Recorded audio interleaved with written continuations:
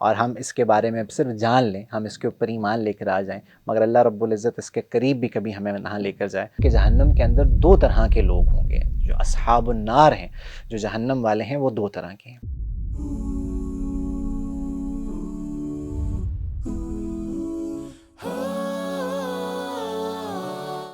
السلام علیکم ورحمۃ اللہ وبرکاتہ۔ بسم اللہ الرحمن الرحیم، نحمدہ ونصلی علی رسولہ الکریم، اما بعد۔ عالم آخرت کی ڈسکشن میں جی اصحاب اعراف کو مینشن کرنے کے بعد کہ اعراف والے کون ہیں، جنت کو ڈسکس کرنے کے بعد کہ جنت کیا ہے، اس کے بارے میں ہمارا عقیدہ کیا ہے، آخری بات آتی ہے جو آخری ہم ٹھکانہ ذکر کرتے ہیں، وہ ہم جہنم کے ٹھکانے کو ذکر کرتے ہیں۔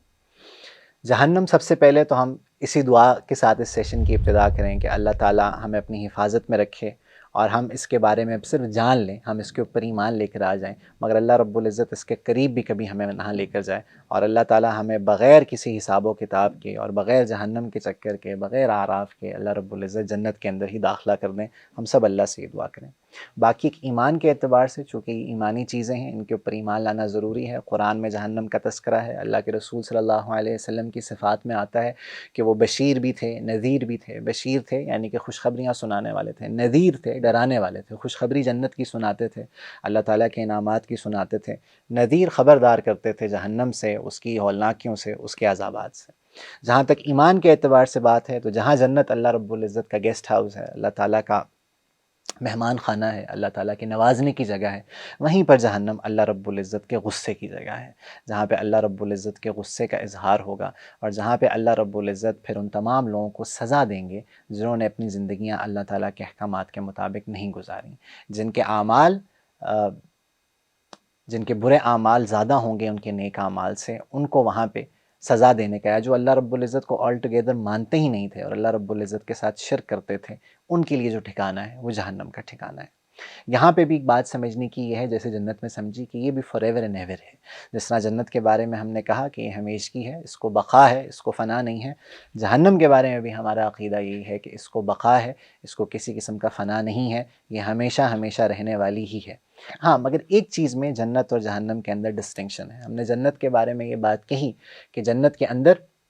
اگر کوئی ایک دفعہ چلا گیا ہے تو یہ اللہ تعالیٰ کی غیرت کے خلاف ہے کہ اللہ تعالیٰ دوبارہ اس کو وہاں سے نکالیں یا دوبارہ کہیں اور جگہ بھیجیں۔ جو جنت میں ہے وہ جنت میں ہی ہے، وہاں سے وہ کبھی نکالا نہیں جائے گا۔ مگر جہنم کے بارے میں ہمیں یہ بات ملتی ہے قرآن سے بھی اور آپ صلی اللہ علیہ وسلم کی احادیث سے بھی کہ جہنم کے اندر ہر وہ شخص جس کے دل کے اندر ایمان ہے، جو اللہ رب العزت کو مانتا ہوگا، جو ایک اللہ کے اوپر یقین رکھنے والا ہوگا، اور وہ آپ صلی اللہ علیہ وسلم کو اپنا نبی رسول مانتا ہوگا، تو ہر اس شخص کو جہنم کے اندر سے نکال لیا جائے گا۔ اس سے پتہ یہ چلتا ہے کہ جہنم کے اندر دو طرح کے لوگ ہوں گے، جو اصحاب النار ہیں، جو جہنم والے ہیں، وہ دو طرح کے ہیں۔ ایک تو سیدھے سیدھے مشرک ہیں جو اللہ کو مانتے ہی نہیں ہیں، یا اللہ تعالیٰ کے عقیدہ توحید جو ہے اس کے ساتھ ان کا کوئی لینا دینا نہیں ہے۔ وہ اللہ رب العزت کو تین مانتے ہیں، یا اللہ کے لیے بیٹوں کو ثابت کرتے ہیں، بیٹیوں کو ثابت کرتے ہیں، یا آئیڈل ورشپنگ میں ہے، بت پرستی میں، کچھ بھی کسی بھی طریقے میں ہے۔ اگر وہ اللہ کو مانتے ہی نہیں ہیں تو وہ لوگ تو یہاں پر ہیں، وہ ہمیشہ کے لیے ہیں کہ ان کو وہاں سے باہر نہیں نکالا جائے گا۔ مگر دوسری طرح کے کچھ لوگ جہنم کے اندر ایسے ہوں گے جو اللہ کو ایک بھی مانتے ہوں گے، رسول اللہ صلی اللہ علیہ وسلم کو بھی مانتے ہوں گے، جو ہم یہ ایمان کی ضروریات پڑھ رہے ہیں، جو بنیادی ایمان ہم ڈسکس کر رہے ہیں اپنے سیشن میں، ان سب کے اوپر وہ ایمان لے کر آتے ہوں گے۔ مگر اس کے ساتھ ساتھ کیا ہوگا کہ ان کے نیک اعمال اچھے ہوں گے۔ تو ایمان تو ہے مگر عمل صالح نہیں ہے۔ تو ان لوگوں کے بارے میں اللہ رب العزت کی طرف سے معاملہ یہی ہوگا کہ ان کو ان کے اعمال کے بقدر،